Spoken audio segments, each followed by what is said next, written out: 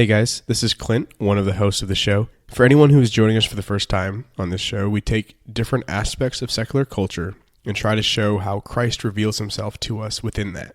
You can find us on Twitter at OnTheAdventure2. Our website is thechristinculture.com, and on Facebook and YouTube you can find us at The Christ in Culture. This week we are joined by the one and only Taylor Schroll of Forte Catholic and Ablaze Ministries.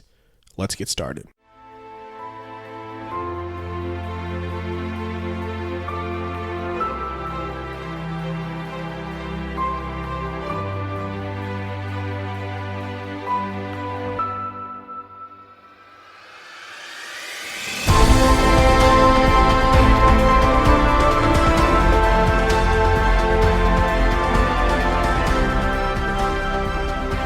Welcome back to The Christ in Culture. This is Gordon.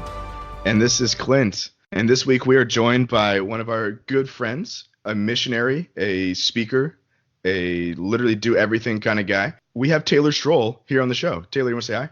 Hey, how are you? So I didn't realize this, Taylor, but you guys at Ablaze, that's where you're a missionary, you guys are having like a fundraiser right now, right?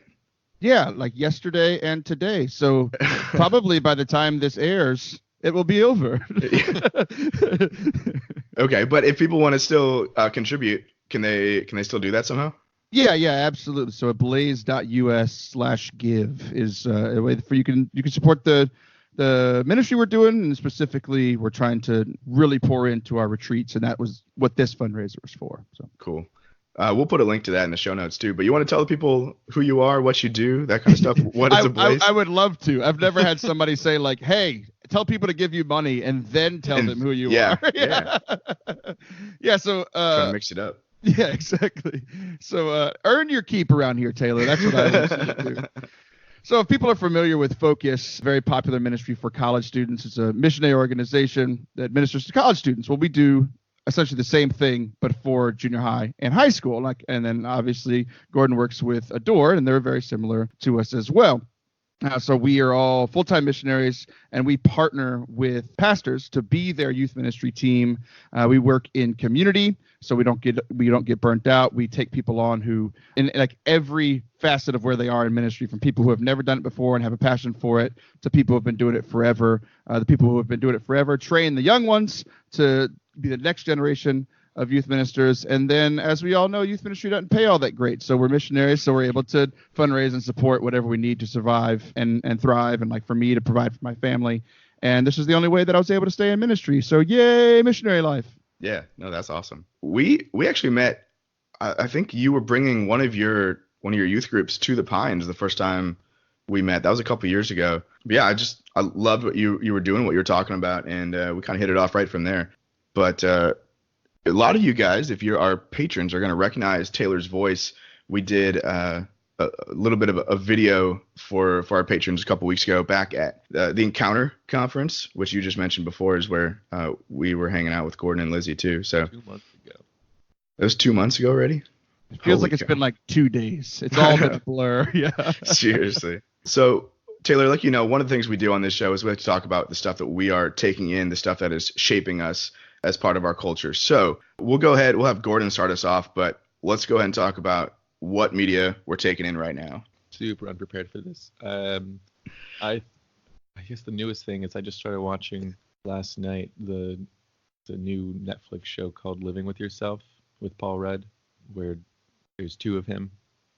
And there's 2 of him? Yeah, like he goes to the spa, quote unquote. I said air quotes, you guys can't see me. And they say they're going to give him better life, and then next thing you know, he wakes up buried in the ground and goes to his house, and there's another better version of himself there, and they're trying to figure out what to do about it. Well, so right now he's using this other him to fill out areas in his life that he doesn't want to do, that the other guy excels at, like work and stuff, while he like reaps all the benefits. That sounds awesome. Like, how can I sign up for that? $50,000 in a sketchy spot. I feel like that's a Black Mirror episode too, or something similar. Yeah, it's weird. Yeah, that's crazy. Okay, I like Paul Rudd a lot, so I wanted to check it out. He has a lot of very weird roles. Anything else you got taken in right now? I don't. I did have something, but I don't remember. I'm reading something and I don't know what. So I clearly know it's really, really good. Yeah. Impactful. It's changing his Captivating. life. Yeah. Seriously. So that's it. That's all I'm taking in. Something that I'm Okay. reading in that show. Great. Taylor, what do you got? What's shaping you right now? I have been reading through the Thrawn series for Star Wars. So Okay. it's this guy who came out in he was first introduced like in like the really, really old, like the old canon stuff now, like the stuff that's not canon anymore. And they brought him back in Rebels, and then he was such a popular villain that they had the same guy who wrote the books like in that aren't canon anymore. And they were like, write a new trilogy about him. He's back. For He's real? the best. Oh, that's so cool. I am in book 3, and I started book 1 like 3 weeks ago. So Holy I'm cow. just chewing these books up. So they're pretty awesome. So when does he come into Rebels? Because I'm only like almost through season 2. Right. So yeah, it's funny because I talked to you about it, and you were like, I think I might be able to watch all this. I was like, oh my gosh, dude, do you not work? Like, what's I was going on? trying so hard. I was like, if I wasn't at work, I was like just binging this, trying to get as much as I could. But Yeah, it was kind of ridiculous. You have another Paul Rudd that's doing all of your work. Exactly. So you can Yeah. watch Rebels. It's all about the clone life. He comes in right at the beginning of season 3, so you're like almost there. Okay. So he's kind of the big bad for season 3 and 4 of Rebels, which I watched a couple of years ago. It's like, I think it's the best storytelling Star Wars has ever done, which is crazy because it's a cartoon and obviously not as popular as the movies. But Thrawn is just such an intriguing villain because he's brilliant, and he has no emotion whatsoever, which is a huge contrast to most of the villains in Star Wars because they're all anger, they're all emotion, and he is just like nothing. He's like a robot. He's not a robot, but he acts like it. So yeah, so I'm reading those books now and just getting all this background information about him, and I cannot put it down. Like, I'm amazed I'm sitting here talking to you and not listening to that book right now. Like, that's Well, we appreciate taking the break. Is he Sith then if he doesn't have emotions? Because the whole like anger leads to hate, which leads to revenge, which leads to like the dark side. That's like the path they talk about in all the movies. So is he Sith or is he something else? No, he just works in the Empire. He becomes a Grand Admiral, which people like might recognize like in the movies, like General Tarkin is a Grand Admiral. So he's one of the like premier people, like way up at the top of the Empire. He's a military strategist, and he has Emperor Palpatine's ear. So like when it comes to killing Jedi, it's him and Vader. But when it comes to leading the military against the rebels, it's Tarkin and it's Thrawn. Like, they're like the two main people that have the Emperor's ear there. Oh, that's awesome. I'd never even heard of him. So that's cool. I don't know if I ever told you, but we actually he was actually one of my theology teachers back in the day, wrote a book on Star Wars and Catholicism. And so sweet.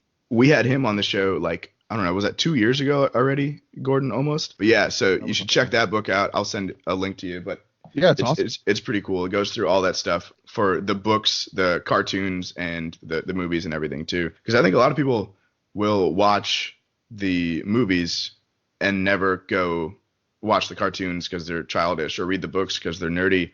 But all that stuff is included in the canon, like you were saying. So it's kind of hard to get the full picture.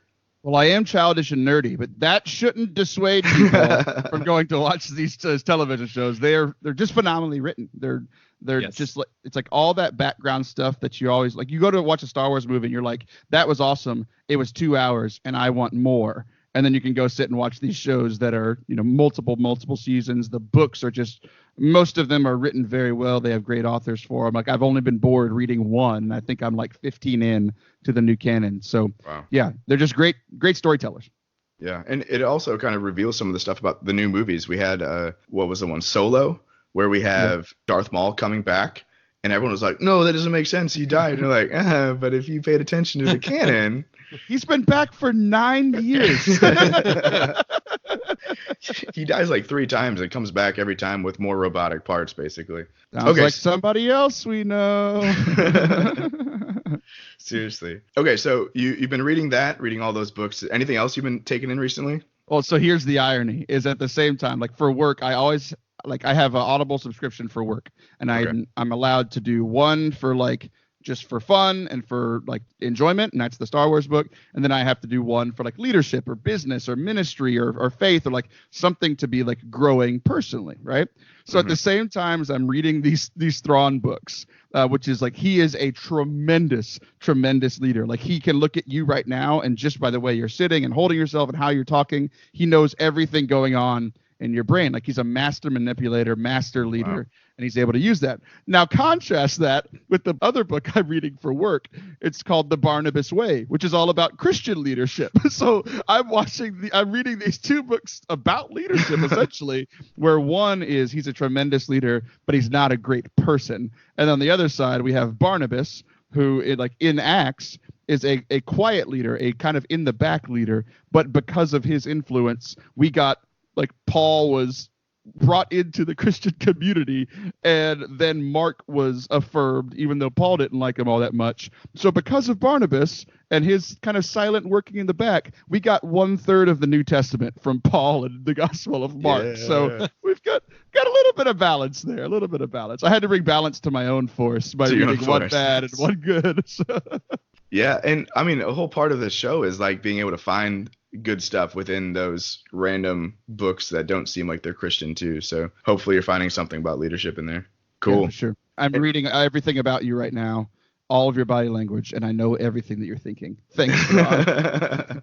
It's a little creepy. Turn your video off. Yeah, I was like, Gordon, you're safe because your video's off. Just dissecting the photo of me. Yeah, nice. like even like not wanting to show me your face says something about you. I'm also reading into your intentions. So. Cool. Anything else? You got the 2 books there. I just watched El Camino, the Breaking Bad movie. Yeah. And it was interesting. Like it was. Have y'all watched it yet?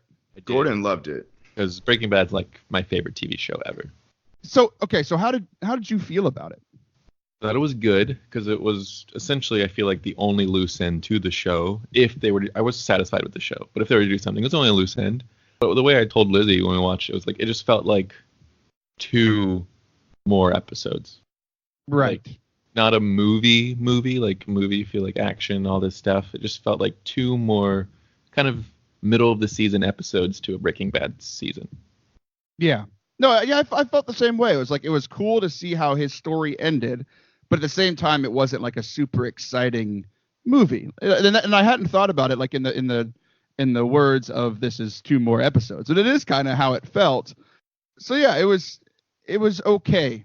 Yeah, I mean, it's Vince Gilligan, and a lot of the episodes during the seasons aren't crazy exciting. Some of them are just like, wow, that was a long, dull hour.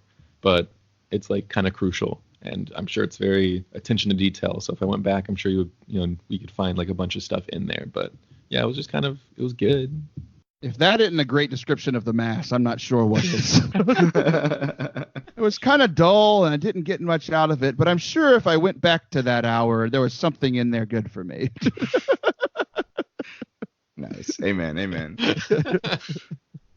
Oh man, we just compared Breaking Bad to the Mass. That's awesome. That's what we do. Welcome to the show. Yeah. Exactly. All right. Yeah, I haven't really taken in all that much, but I got a couple good ones. So, Gordon, I mentioned this to you, I think, a couple weeks ago. The musical Firebringer by Starkid. I've been going through that. Taylor, I don't know if you've seen the video it's like all over Twitter and Facebook, where it's like the girl in like a cave woman outfit singing, I don't want to go to work today. I don't want to do the work today. You haven't seen that? Okay. I have not. It just sounds weird if you haven't seen it. Yeah, it just... But please do that dance for me again. No. It's for patrons only. No, I'm just kidding. Yeah, so it's a musical about cave people, and it went viral for this one song because everyone took it and was like, yeah, I don't want to go to work today. And so they just took that song, but it's made by a group called Starkid Theater, and they just make a bunch of like ridiculous musicals, like a Harry Potter musical or a Star Wars musical and stuff like that. So hilarious, pretty inappropriate. Don't watch it with your kids, but very, very good. And then I started reading the book, The Signs of Life by Scott Hahn. It basically just goes through like Catholicism and shows like biblical roots of everything that we use and do. And then Catholic Answers podcast. Started getting back into all of them too, because my apologetics practice has been out of whack lately. And then, Like you've spoken heresy at your youth group or what? no. Just, at least I hope not. Someone call me out if I did. Just, I used to listen to Catholic Answers like every day. They had their Catholic Answers live 2 hours every day, and I would listen to that and just like be constantly studying stuff. And I just haven't been doing any of that recently. So I started dropping some of my podcasts that are more discussion based and going back into listening. Well, that's offensive. Yeah, sorry. Well, I mean, we're discussion based too, so just switching back into some of the Catholic Answer stuff for a little bit. So, and then the big one, like you said, I have been binging the show that we're going to be talking about today, which is Star Wars Rebels, the animated cartoon. Like you said, fantastic. Do you want to give us kind of just like a overarching? I have not seen it, by the way. Yeah. Gordon has not seen. Well, you've seen the movies, you said, and the Clone Wars. Yes. Okay. That's all I've seen. I didn't realize just because I don't know. I don't know if I just missed it on Netflix or I don't really watch TV too often, so I didn't realize there was other ones they started as well. Yeah, There's a third one too, isn't there? There is. Yeah, Resistance. It's not as good. Okay. That one is like what everybody thought the other two cartoons were, like more childish, more for like Star Wars for kids. That's that's what Resistance is. Clone Wars and Rebels was definitely for adults in cartoon form. Nice. I mean, not that it had like not adult as in like kids couldn't watch it. Like my son sat there and he enjoyed it because of the fighting, but he doesn't get the deeper nuances of all the story that they're telling. Right. You know what I mean? So Yeah. Look, Star Wars is still canon though, right? It is. Yeah. Yeah. So yeah, where does Rebels take place chronologically? It's between 3 and 4. So after Order 66, where all the Jedi, except for a very small few, are killed by their stormtroopers, this Rebels takes place there's like a 20 to 30 year span in between 3 and 4. Yeah. And like it starts pretty close to that middle, and it essentially goes almost right up until 4 starts. So okay. they're at the same time as Solo. Yeah. So it's like this. It's interesting because like in 7 we hear like, oh, we're the, or is it 8? We're the spark that is going to build, that the rebellion is going to be built on. That's essentially what this group of rebels are for the rebellion in 4. Okay. So yeah, they're this kind of ragtag team, and over the course of the show, it grows into like there's this burgeoning rebellion. And then we start to see people who we know. It's like, oh, I know that person from 4. Like you said, I didn't know, Clint. Like a lot of the things that are very impactful about this show are spoilery. So like Gordon hadn't seen it, and I'm sure people listening haven't seen it. So like, how spoilery are we going today? Well, we can warn people right now. Like we are going to spoil some of this stuff, but we'll probably hit on like major themes and then I don't know, like some quotes or like just stuff that stands out. So we don't have to give away everything, but we're probably going to give away some pretty essential stuff in here. Yeah, the part that made me cry is like a spoiler for the second to last episode. So sorry, everybody. Yeah, I mean, that'll be a spoiler even for me, but that's fine. That's what you get for not watching it for the, 4 years it's been out? Right, yeah. Whatever. And how dare you not watch all 4 seasons in the 7 days since we talked about this? I tried so hard. Yeah, I got sick last night. Otherwise, I was going to actually try and finish the entire season too. So I was just short. Oh, man. The season finale of season 2 is the best hour of Star Wars, hands down, including movies, including books, including TV shows. It is hands down the best single hour of Star Wars storytelling. It's it's gonna be great for you. I'm not spoiling that one for you. Okay, cool. I'm just not. So this is a series essentially building from the prequel trilogy, building the Rebel Alliance that begins the main trilogy. Right. Okay. Yeah, and you definitely see that, especially in the second season that I'm in right now. You really see characters from the original trilogy and characters from the prequels kind of coming together in different episodes and just slowly over time building that rebellion that Taylor was talking about before. So do you want to give just a couple like tidbits of the storyline, Taylor, of like especially I guess the first couple of seasons, because that's what I'm mostly familiar with. But just what is going on here, other than just building the empire? What's our overall concept theme? Yeah, so it's essentially it's dealing with, like, right at the beginning, it's dealing with loss, and they have lost. The good guys, the light side, the rebellion, the Jedi, they've all lost at the end of 3. And like the people who we know survived because of the original trilogy, like obviously old Ben, like Ben Kenobi survives, Yoda survives, a young man named Anakin Skywalker survives, but he ends up being somebody else. And then from the show, pretty close to the beginning, my favorite, hands down favorite character in Star Wars, Ahsoka Tano. I crush on her so hard, and she's an alien, and it's really weird for me. And my wife knows that I crush on her so hard. She's phenomenal, dude. She's like one of the greatest characters I've ever seen. She was in Clone Wars. She was Anakin Skywalker's Padawan. Yeah. And you know how like one of the critiques of the third film, Revenge of the Sith, was that it seemed like Anakin just turned very quickly, like he turned from the light to the dark pretty quickly. Yeah. Clone Wars happens during that time. And it shows it gives more nuance and time given to that. So we see like one of the big things that leads him to become bad is that the Jedi accuse Ahsoka of something that she didn't do. Ahsoka she gets kicked out of the order. They realize they were wrong. They apologize to her. And she's like, I don't want to be a part of this anymore. And then so she leaves. And then like 3 episodes later is when like he becomes bad. So like, her leaving was a huge part of it. But one person that we didn't know from the movies, we did kind of from the comics, but Kanan Jarrus was the last Padawan. Like that was his moniker. He was the final Padawan right before Order 66 happened, and he survived. But he hadn't finished his training. So he's the adult.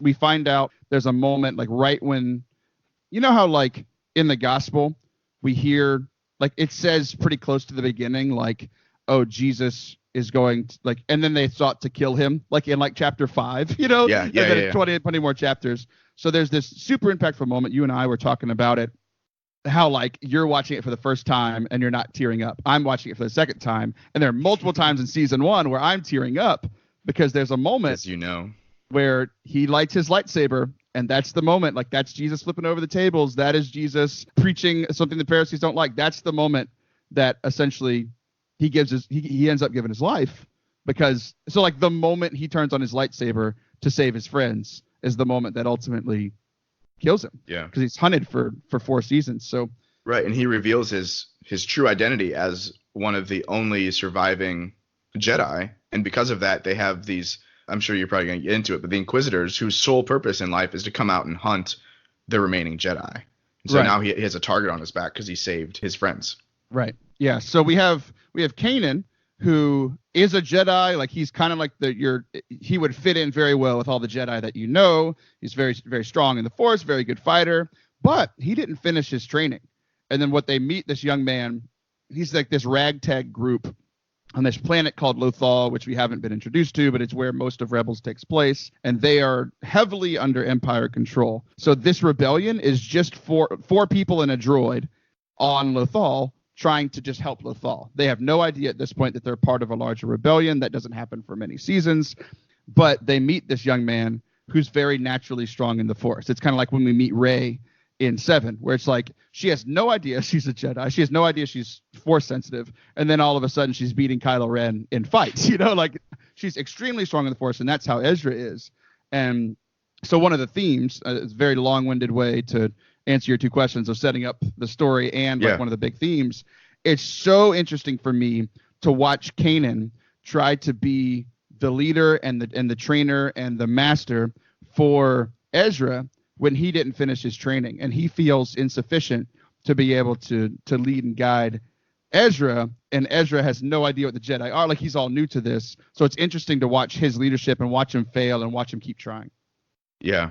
That actually brings up one of the quotes. Dude, I took so many notes on this show. I literally have 15 pages just from the first season and a half. So like it's notes for every single episode from season 1 to season 2. I want those. Well, so in episode 3 or 4. I think it's 4 because my numbers are off. But there's actually a conversation that goes along with what you're saying here. So it's between Kanan and Ezra, and it's right after Kanan, I guess, tries to tell Ezra that he can't be his teacher anymore. So he says, I just wanted you to have the best teacher. And Ezra replies, I don't want the best teacher. I want you. And then Kanan says, Ezra, I'm not going to try to teach you anymore. If all I do is try, then I don't believe that I can succeed. I may fail and you may fail, but there is no try. And so we have that callback to the Yoda, do or do not, there is no try. But I think there's something in here as well of like the teacher who is willing to fail. And I think all three of us working in ministry, like we live that day in and day out. But I wonder if that's something we can kind of talk on for a second too, since you brought it up. Yeah, for sure. Gordon, you go. Just so you can have something to say. We brought up ministry. You know that, even though you have no idea what Rebels is. Okay, so you mentioned, and they know that I'm a missionary with a door. And before I started doing what I'm doing now, I got a degree in marketing. I don't think our listeners know that. I went to school, wanted to go into fashion, and then kind of graduated and was like, I'm going to do this. I'm going to do this thing. Because I just felt this call, and just one thing led to another. And I, like Clint was saying earlier, I kind of got all that I sort of know now from podcasts mostly and just reading. I did not go to school for anything. I didn't do that. And so to this day, up to this moment right now, I constantly feel ill-equipped all the time. Like it's scary, especially now that I'm working towards getting married. And then shortly after that, if God wills it, having a family, it's like that same fear of like, am I qualified to raise kids? Am I qualified to be the one to, because the goal for me in ministry, I think most people, is to lead kids or lead teens to holiness, lead them try to be closer to Christ and the kingdom, and to think, okay, I didn't get proper education for this, so am I qualified in doing that, or am I just leading them down, the wide path rather than the straight and narrow? And it's a struggle, I think, going constantly back and forth. And then, and then you have those times when you're sick and I don't show up for like youth group one night, and then Chris will send me a video and it's the kids like, where's Gordon? We want Gordon here. And you're like, yeah, okay, I'm doing something. I don't know. But I think it's just basing off the quote that I'm looking at, that's just kind of where I feel on that stance. Yeah, I think that's right on. There's that, I don't know who said it, Taylor, maybe you can help me out, but there's that kind of cheesy quote that God doesn't call the qualified, he qualifies the called.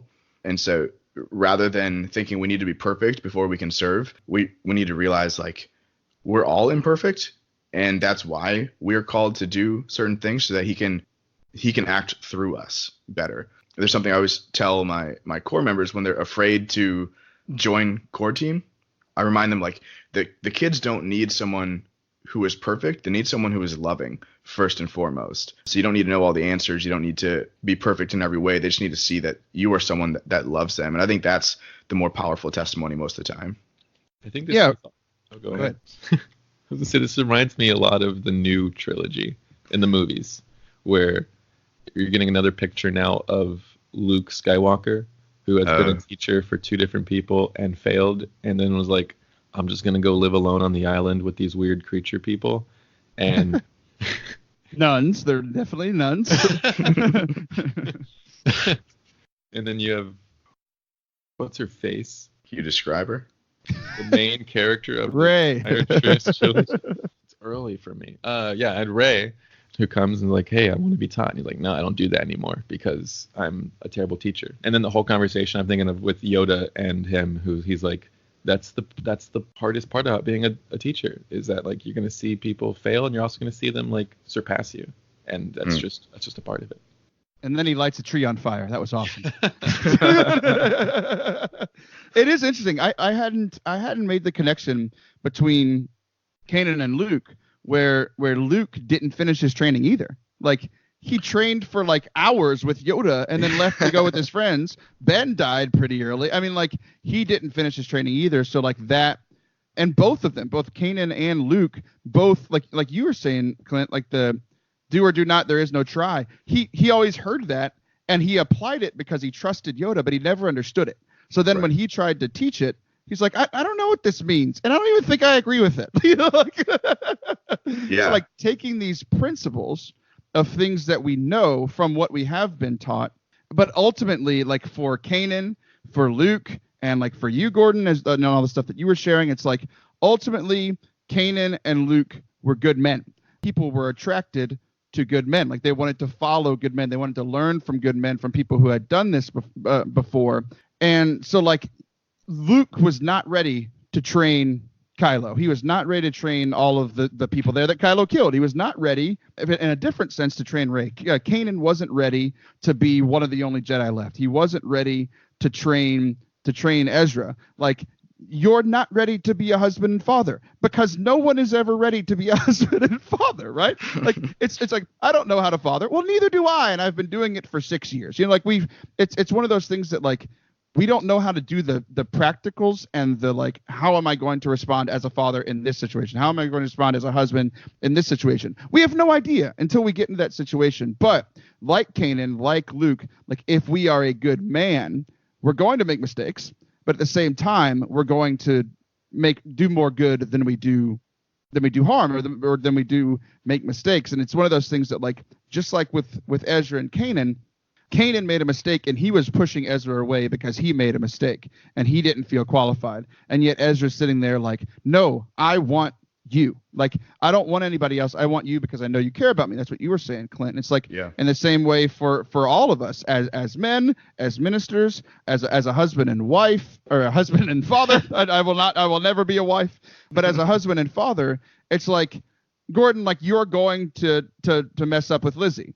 But she's going to be like Ezra, and she's going to be like, I still want you. You're going to mess up with your kids, but, like, they'll still love and want you because you'll be their father.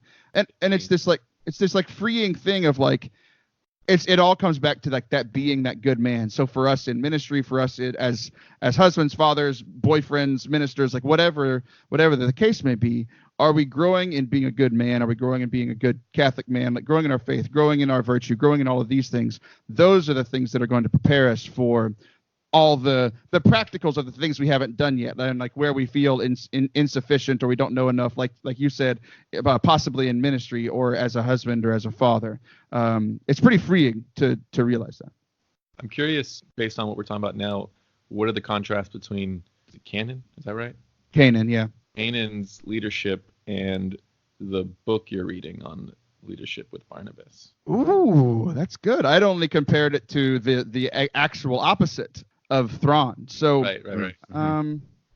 I don't know. I'll have to think about it. Y'all vamp for a second, and I'll think about it. Yeah, well, I mean, I don't know Thrawn other than what you've just told me here, but Kanan definitely seems to be someone who is much more outgoing and willing to vocalize his opinion.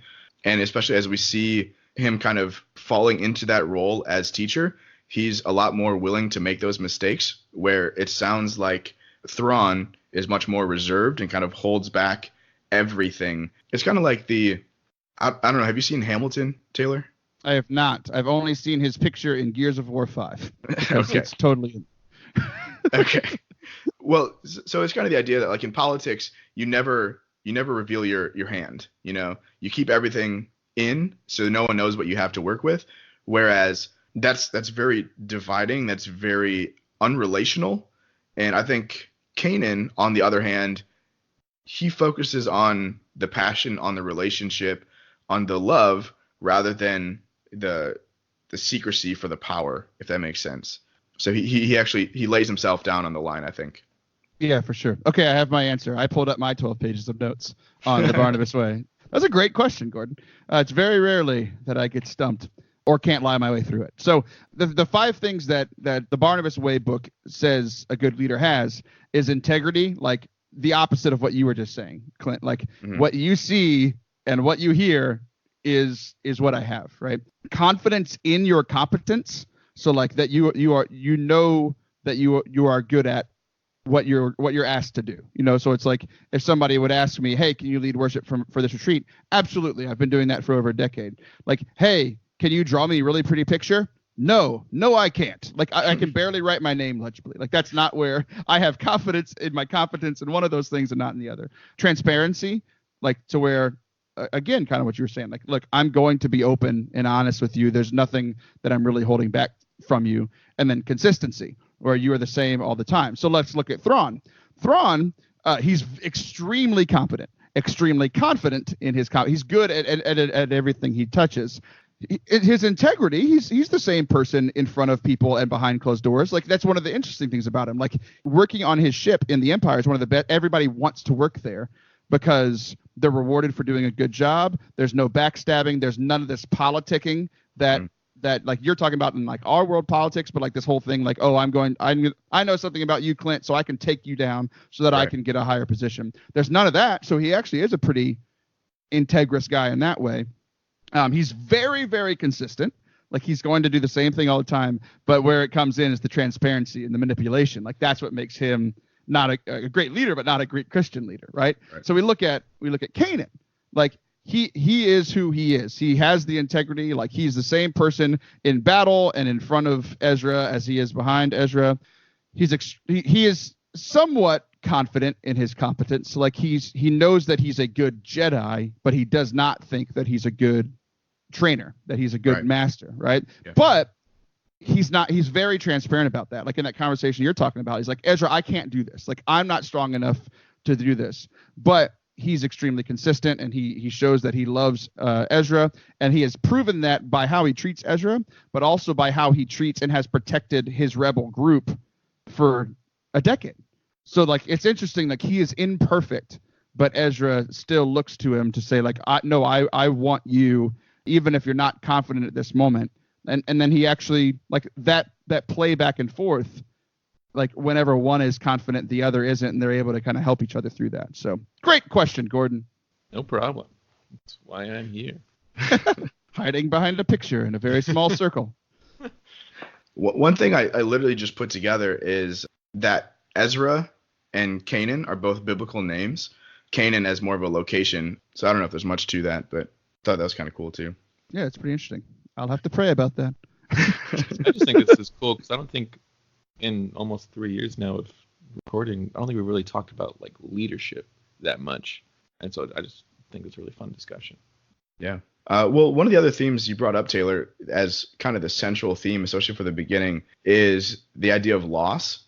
And I think that's huge all the way through the shows that I'm still on now in season 2. So what if we can talk about that a little bit? The show, towards the beginning, it's either the first or second episode, there's a quote from Obi-Wan where he sends a message to everyone else, and it kind of gets everyone caught up on where the story takes place. So we've already kind of talked about that. But so this is one of those holographic messages to basically all Jedi. So he introduces himself. He says, "This is Master Obi-Wan Kenobi. I regret to inform you that both our Jedi Order and the Republic have fallen, with the dark shadow of the Empire rising to take their place.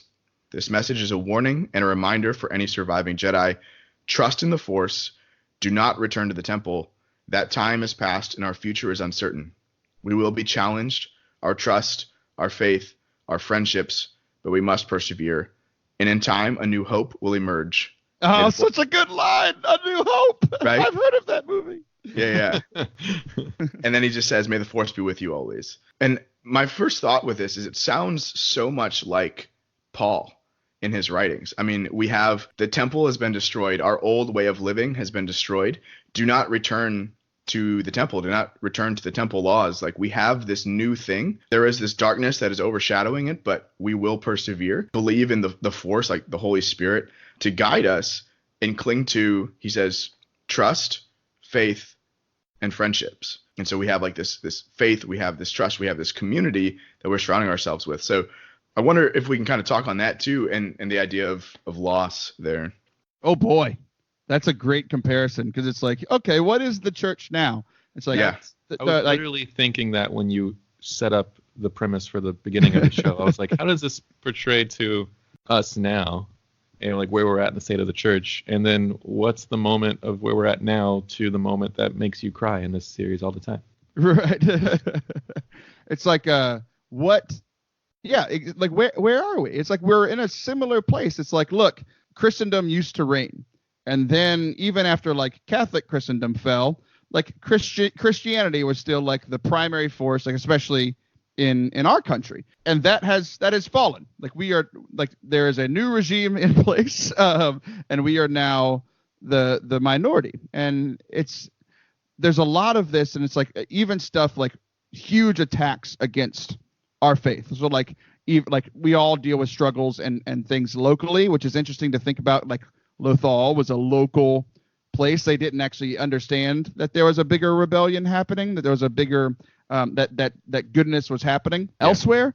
And then also, but there were some huge travesties going on throughout the rest of the empire as well. So it's like we look at last summer with all the scandals breaking. We can all look locally and find things wrong and things not going great in our local church. And yet here's, Bishop Barron, our Obi-Wan Kenobi. It's like, remain faithful, remain. I love that comparison. He's our old Ben. I love it so much. Bear Ben, Bishop Bear Ben. So this has been a huge struggle for me because like there were some things happening in our local church, like Milo Thal, where it was like, look, there are some things going on that are really, really tough that are like hurting my faith, like because of how the church is acting, and the church is the body of Christ, and even some of his vicars have been hurting me and people around me. This has become very difficult. And then it got even harder because 2 months later, we had this big widespread, like things are not going well. We had the scandal in Pittsburgh and the scandals all across the nation. And then yet, even in the midst of those trials, so like that's the moment that Obi-Wan would have sent that message, right? Like everything has fallen away, remain in these things. And it's Bishop Barron's letter to a suffering church. Exactly. I mean, if you're going to make that comparison, yeah. Right.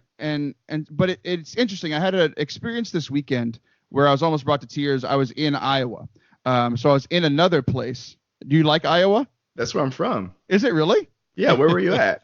I was in the Diocese of Sioux City, but also like by Des Moines. Okay. So like all that area. We drove a lot. Yeah, opposite side of the state. All that state is corn and soy. Like that's all it is. and pigs. And pigs. Oh, you didn't have to call me that on your show. So so like in the same way for the rebellion, like they had some victories there locally. And we've had some victories here locally in ministry stuff, even in the midst of still some very difficult trials. But at the same time, like I was there and I saw these great priests, and I saw a group of phenomenal priests, and they have a phenomenal bishop. And it was like, it was healing to know that there are also great things happening elsewhere, which is very similar for this young ragtag group of rebels where they're fighting and they have to deal with this loss, and they have a few victories, but then they're still losing and their friends are dying and they've already dealt with this loss. And yet, when they find out there's a larger rebellion, it sparks them. Like it brings them new life where they're like, we're part of something bigger. There are good things happening elsewhere.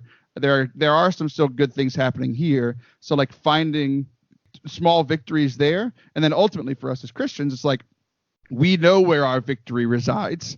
It was a long time ago, and it's also in the future. Like it's this interesting thing. Like we can look back and we also look forward, and that helps us in these times where like hope seems lacking, and then hopefully we can be the spark that ignites this hope again. Yeah, I think the one thing that's probably hard, and when making this comparison, is we don't want to say we should like form a rebellion against what's kind of happened, in the sense of like we don't want to rebel against the church. If that makes sense. Yeah, we're rebelling against the culture, right? Yeah. Right. So, the Pope is not a Sith. That's not what I was implying. Although he may look a little bit like Palpatine. That's beside the point. That's beside the point.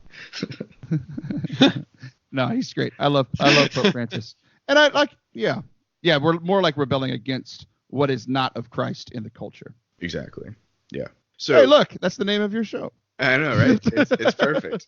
Christ is not in culture. Christ is not in culture. We need to fix that. You're trying to fix that. Good job, guys. Yeah, so pay attention only to what we say and nothing else, essentially, is what we're saying. So, very Sith of you. It's very absolute. So one of the things you were kind of talking about is like winning those small victories, and going back to early on in the first season, before they knew that they were part of a bigger rebellion, they focused, like you said, almost entirely on Lothal, and we're just doing really small things in there. And one of the big points that I've seen through everything I've seen so far, I guess, is the charity of the rebels. Every episode almost starts off with, okay, we have this rescue mission, or we have this group of people who are refugees, or this group of people who are out of food and they need supplies. And the entire episode is based off of, okay, how do we get around the Empire to help these people? And so I think that kind of goes into what you're talking about, where how do we love amidst all of the chaos, amidst all the suffering, amidst all the loss? What are the small ways that we can win those battles? And I think in a way, they're pretty similar to the ones that the rebels are dealing with. You know, like literally, like Jesus said, like Pope Francis has been telling us to do, to go out and to serve. Like we have refugee crises right now in the U.S. We have people who need food. We have, you know, like supplies, whatever it is. We don't have to go fight anyone to be able to deliver that, which means it should be even easier for us to go out and serve. But what do you guys think about that? Is that kind of what you're getting at as far as like those small battles, or is it something completely different? No, that's it. Like, I mean, I was thinking more like the ministry that I'm involved in, that you guys are involved in, like with youth ministry, like having those small victories there. But like the other forms of ministry that other people are called to do, that other people are focused on primarily, like the refugee crisis and helping the poor and those types of things. But there's an interesting thing when it talks about like that they even address small victories, like right there when Thrawn gets into the picture. He essentially says something. It's like, look, let them have their small victories. Let them like they don't see, like the evil side doesn't see that these small victories of one person coming to Christ at your youth group, or helping one refugee, or helping one person who's fallen away get back on track, and whatever that means. Like essentially the evil side doesn't see that as a big victory, so they kind of let them have it. Right. But we all know how this story ends. Like we know what happens in A New Hope. We know what happens in The Return of the Jedi. Like we know what happens. The evil loses. Like evil loses, even though they didn't appreciate these small victories. So when it comes to like, what can I control? Like what am I actually doing? Like professionally, I am a youth minister. So like, what small victories can I get? And then ultimately, like Satan doesn't see the ultimate defeat that he's already lost, right? He's just kind of mad about it, you know? And so it is those small victories that mean so much to us, and they're great. They're great to get, I guess. That was very eloquent. Thanks, Taylor. No, I think that's an awesome comparison, because the idea of knowing the outcome, even watching this show, like even though we know what happens, like you said, in the original trilogy, we know what the outcome is. We know who wins. There are like in those small moments where we kind of like forget that, or at least I did watching that, like, oh no, like they're actually in trouble. What's going to happen to these guys? Yeah, and that was just Rogue One. Yeah, oh no, they're all dead. Right. Seriously. But just like in those moments, remembering that we want to win those small victories. And even in Rogue One, even though everyone died, their sacrifice was a victory. Right. in what they accomplished for the greater scheme of things. So being able to see the big picture of, hey, we win in the end, but also those small victories, I like that. One other kind of quote that I really thought was good and important for us to talk about. So in episode 6 of season 1, there's this conversation between Sabine, who I don't think we've even talked about yet, but she is a Mandalorian. Yeah. So she's a Mandalorian, which if you are not a Star Wars nerd like the rest of us, Mandalorians are like warrior people, and the bounty hunters, so Boba Fett, were Mandalorians, and all the clones technically too. So she's one of them. She's like a teenager, super angsty, and she's talking to Kanan and Hera at one point because she's upset that they are withholding some information from her. And so Kanan says, it's Hera's job to find jobs that create problems for the Empire and profit for us. If she trusts this contact, I trust the contact. No questions asked. And Sabine's response is, at the Imperial Academy, they didn't want me to ask questions either. And that didn't work for me. That's why I ended up here. And so we have this kind of connection of just trust us. You don't need the answers. And they do have a good reason for it in the overall kind of scheme of things. But this made me think about all the times in ministry where people ask questions and some ministers will be like, yeah, you don't need to know the answer. Just trust. Just have faith. So I was hoping we got to talk about that too.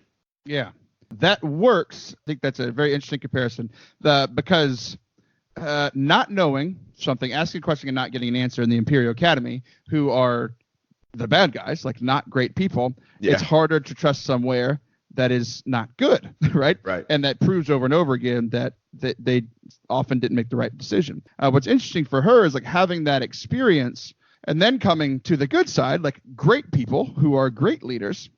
She's asked to do the same thing that she was previously, so it was hard for her. But ultimately, two things.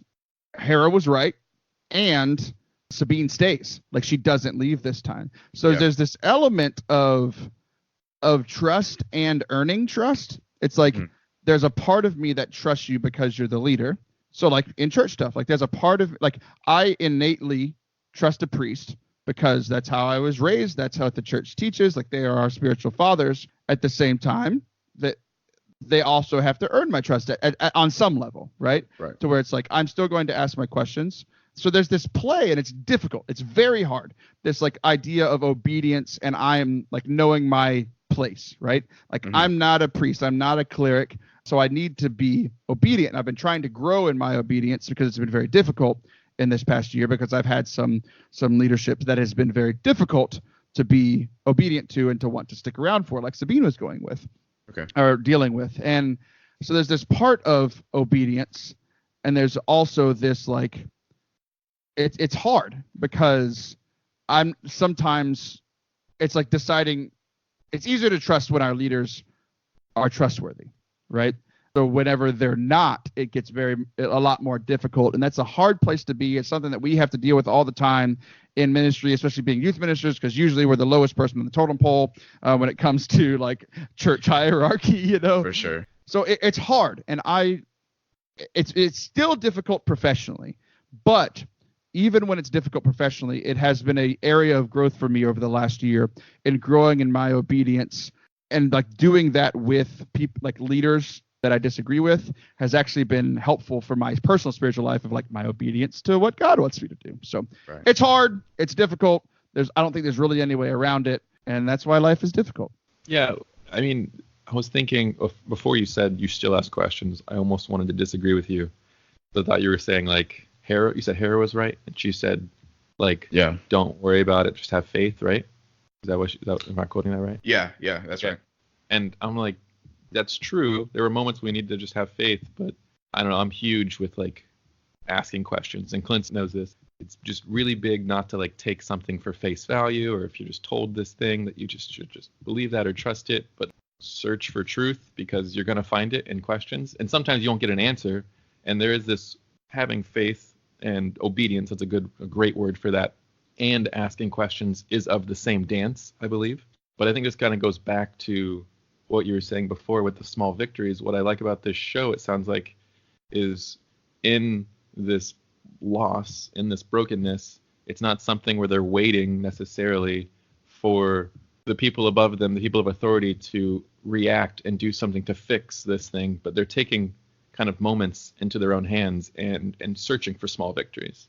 And I think like where we are now in the state of the church, people can be like, what can I do? And it's like, well, you can't do anything major. You're going to have to kind of just like have faith and trust in God and in his obedience, and even in some of the other leadership that, you know, are doing something to make strides and changes. But where in your life do you see small moments that you can jump at for small victories? Like, there are things, rather than those certain movies that we see where like people are dealt like a bad hand and they're just sitting and waiting in this pain for some leadership to do something, but it doesn't seem to ever come. It's like, well, sometimes we have to take small things that we can into our own hands and do something, because that's probably in that moment, that's kind of what God might be calling you to do. It's like, okay, well, I need your help now. You can't just be sitting there and not doing anything. I love that you brought obedience into it, both of you guys. I think there's, like Gordon was saying, there's play between knowing what requires obedience and what we can still ask freely on, and not to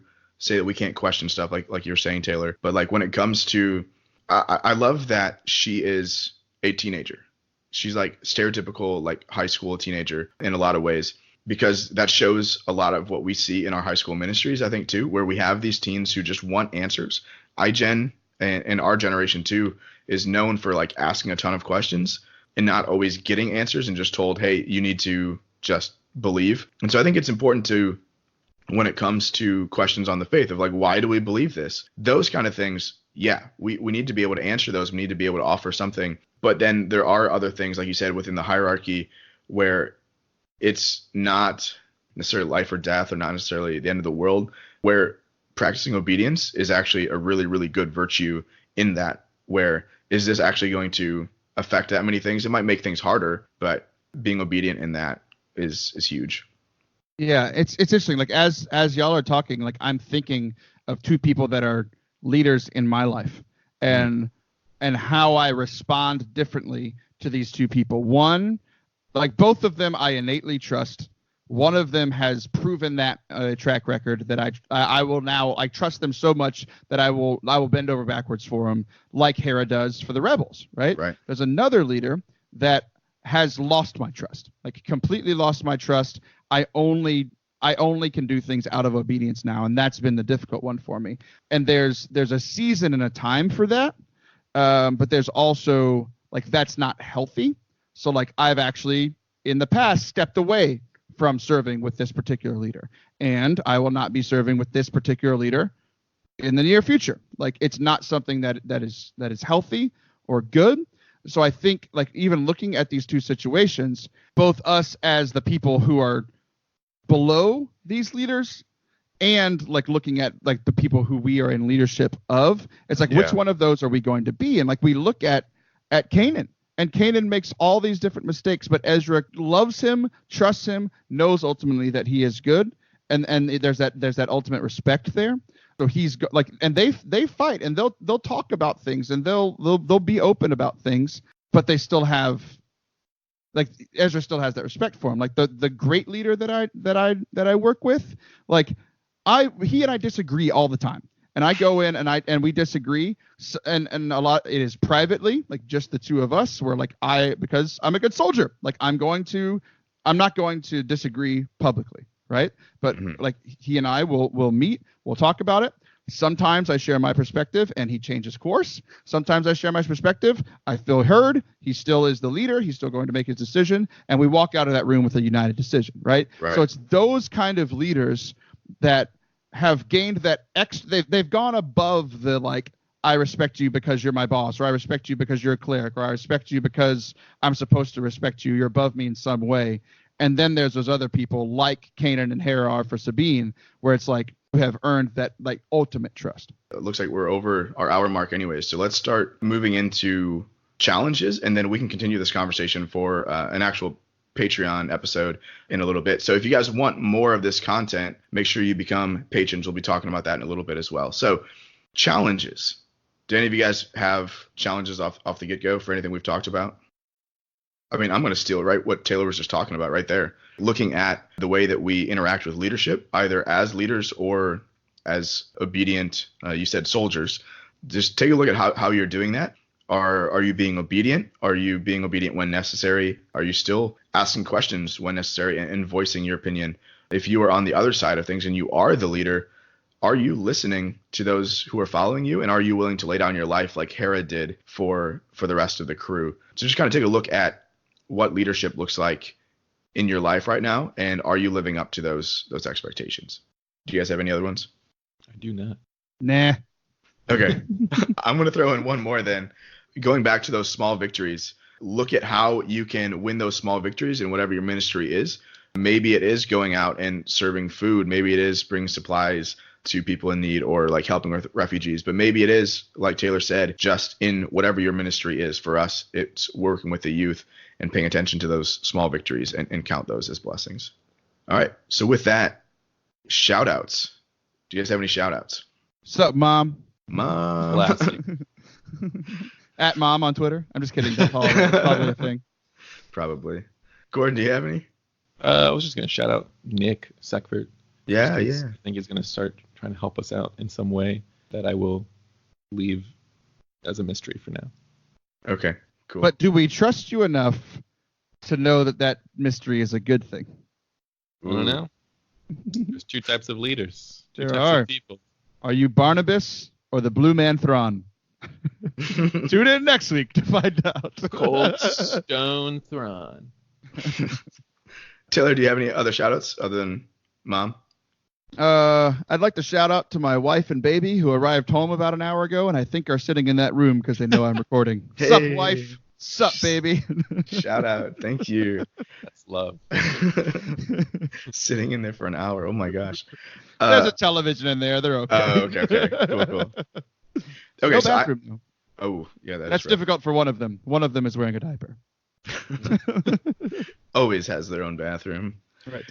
I have 2 shout outs. So I was on Taylor, one of your co-hosts, actually, John Blevins.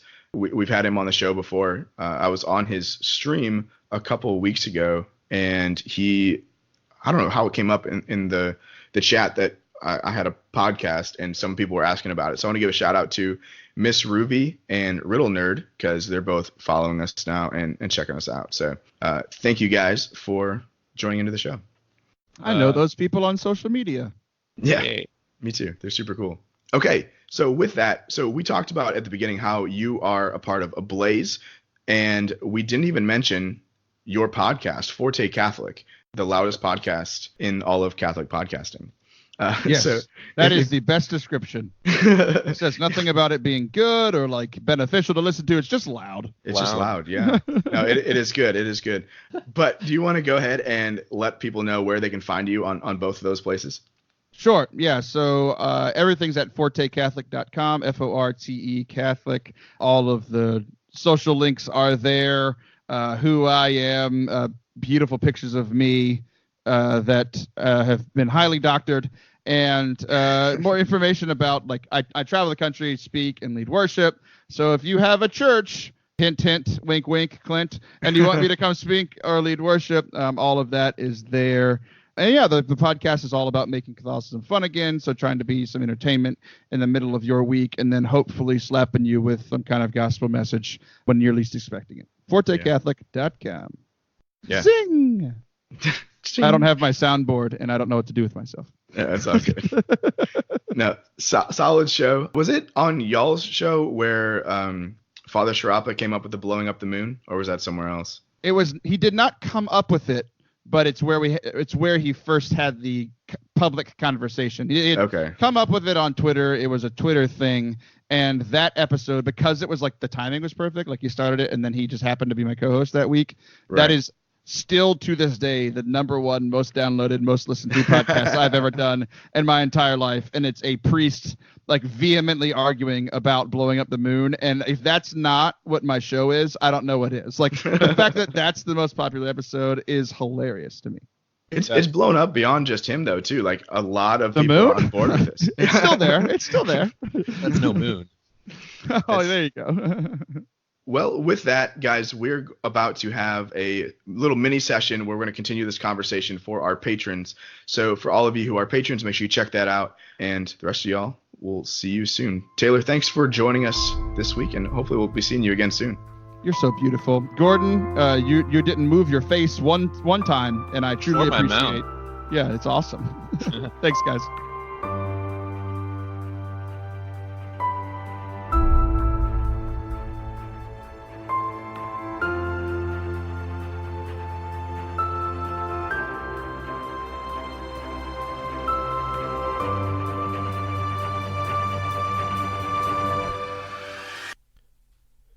Thank you guys so much for joining us this week on the show. We had a blast with Taylor talking about all this stuff.